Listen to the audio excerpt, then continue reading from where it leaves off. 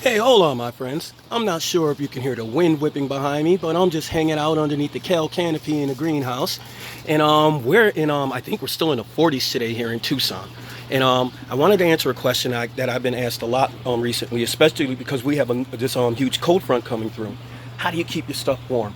Well, a couple of things. Number one, with plants tell the temperature by their roots. So in hydroponics, it's a lot easier. I want to keep those roots between 60, 65, probably 70, and I can do that easily just by sealing up the greenhouse. And come on, man, a little heat never hurt anybody. I do use it sparingly, but it comes in handy, especially if you have a greenhouse.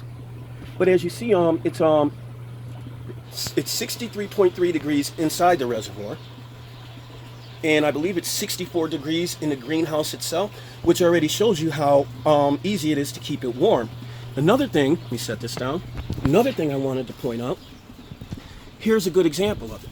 All right, now you see how we have our tomato plants. Now remember when I transferred the plants into the pots?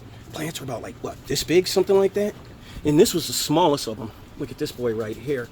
And actually, remember the root systems were maybe like this long? Look at these root systems now after about 3 weeks, a month.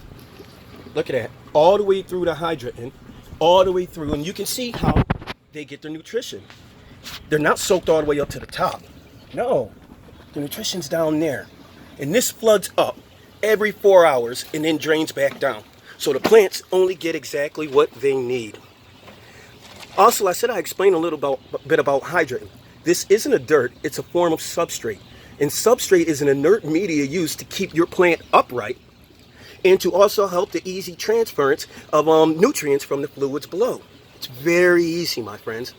I also like to give a huge thank you and a huge shout out to Mr. Ron and Miss Vi Hughes, pardon me. Thank you so much for taking your time to spend the time out of your day to spend time with my family and to check out the garden. It really means the world to us.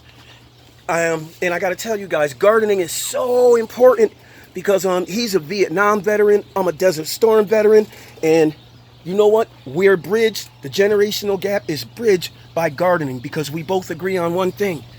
This is the only way to go. Hey, I hope you all are having a great day. Please stay warm. Keep your greenhouses and your vegetables covered and protected throughout this cold front for the next week. And never forget, seed to seed, plant by plant, together we grow. Peace, my friends.